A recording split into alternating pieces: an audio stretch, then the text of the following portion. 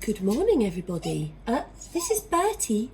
This is Bertie, my dog, who's waiting, I think, for a snack. Bertie, oh, Bertie, sit. Oh, he's good, isn't he? No, not that one. Wait, say hello, say hello.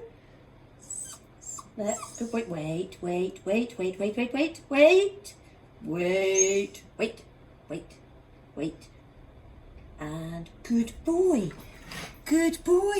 Yes. So that's Bertie. You've seen him. You've seen it right here. Bertie, Boschke, Boise. Off you go then. Go on then. Get off my chair now. Right, so today, see you later, Bertie. There's no more snacks. I'm going to quickly show you how to do a little, very simple plate. Okay, so let's do this quick.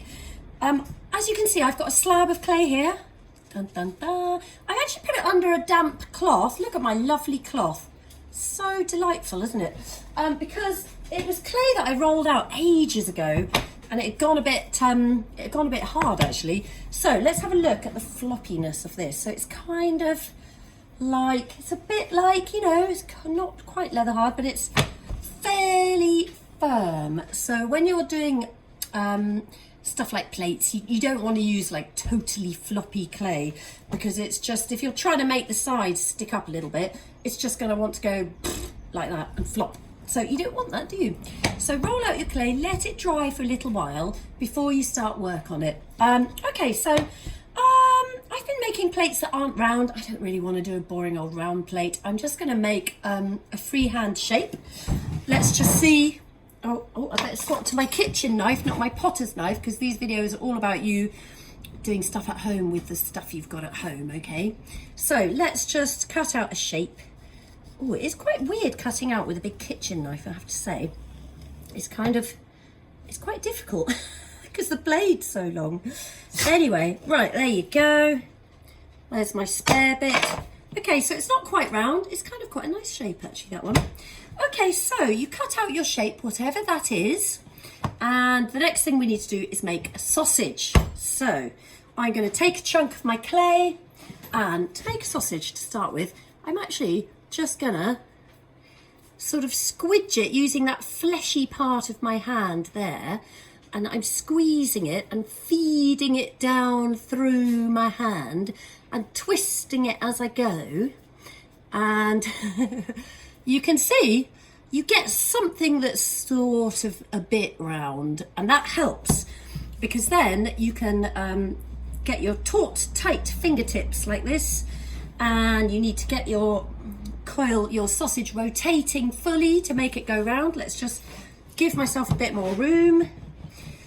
So it's about kind of stretching out the thick areas, avoiding any thin areas, try and get it nice and even. But don't worry if it's not, you know, it's not going to be the end of the world. I'm chucking that bit away because it went a bit thin there, and I can see that I've got a long enough bit to do what I need. Okay, so that's mine. I'm quite good at making sausages, but with practice, you will get there as well. Okay, so the next thing we're going to do, we're going to take our a piece that we've cut out, and we're going to mark in, I don't know, it's about, what's that, about a couple of inches or something? So basically what I'm doing is I'm marking on the back of my bit of clay how far in I want my the rim of my plate. Not the rim, what's it called? Is it called a flange? I don't know what it's called. The sticky up bit, that bit.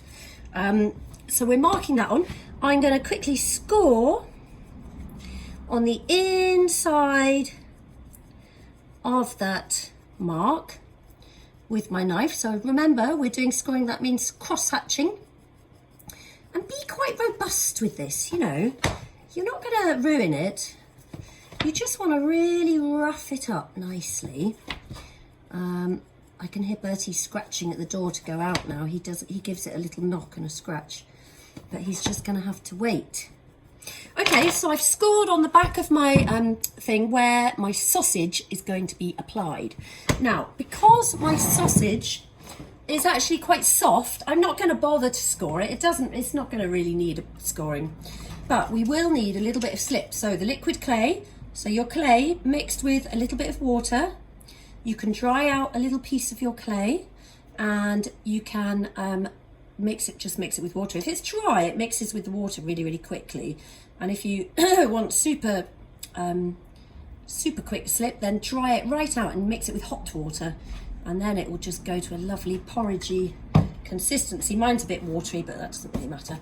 Okay, so I've scored on the back of my flat disc.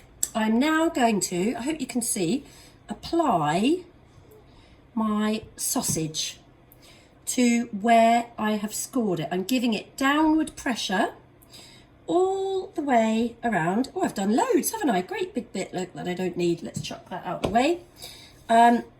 Yeah, so making sure you've got downward pressure. When you get to the bit here where it's sort of going to overlap a bit, just squidge it together and, you know, just use your finger to blend that in. Okay, so I've given it a bit of downward pressure, and what you've got is that now. Okay, so once you've done that, it's a little bit uneven, isn't it? But I quite like that, so that's good.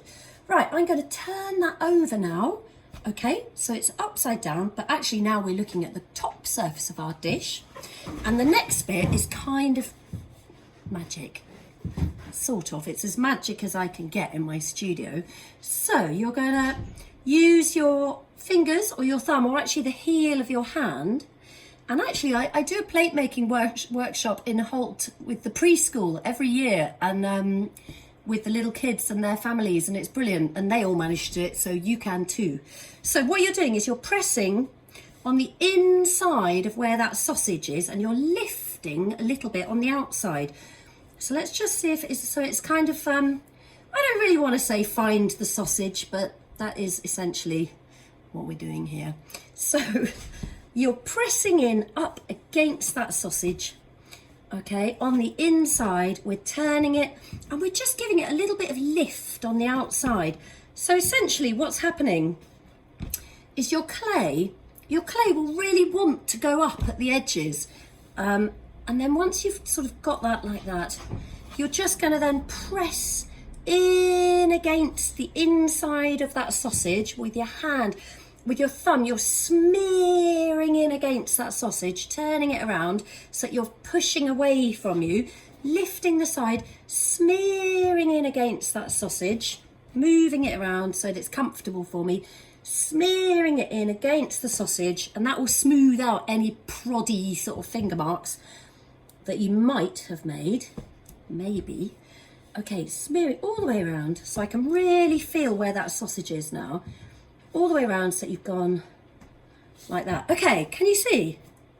You very soon get quite a nice dish, and basically the bottom will look kind of like that. It'll have like a little foot ring. And then what you can do with your edge is you can get your kitchen sponge, and you just want to sort of soften that kind of cut edge. Yeah, because if you leave like a right angled cut edge on a rim of something, it's very, very likely to crack. And sorry, not to crack, well, it might crack, but also to chip actually when it's fired. So if you can just round off the edges a little bit like that and soften them, can you see? So it's just not that kind of, let me just show you the difference. Like that is a sharp cut edge, yeah? And can you see I've just rounded it off very slightly, and that will be a lot more robust once it's fired. If you want to, you can sort of fiddle with the underneath side. I'm not going to do too much because I'm running out of time. In fact, I'm not going to do any. But essentially, that is a super quick way to make a really cute little dish. I think you'll agree, you can all have a go at that. It's really, really easy. Do have a go, but my hot tip for making that is really to make sure that your clay is not too floppy, because if your clay is too floppy, I'm just trying my hands, then these edges, they won't want to stay up, they'll just want to go flop. like that, okay? We don't want that. So that's it. I still have clay available here for sale. It is going down quite fast, which is great because that means loads of people are doing pottery, which is wonderful. Yeah, get in touch, let me know if you'd like some, and get making. And these are going to be such amazing surfaces to decorate later. This is like a 3-dimensional painting. I've really set myself up now, haven't I, for doing some kind of decorating thing with you. Anyway, that's it for now. Enjoy making some plates. Bye. Any size, any shape. Okay, see you.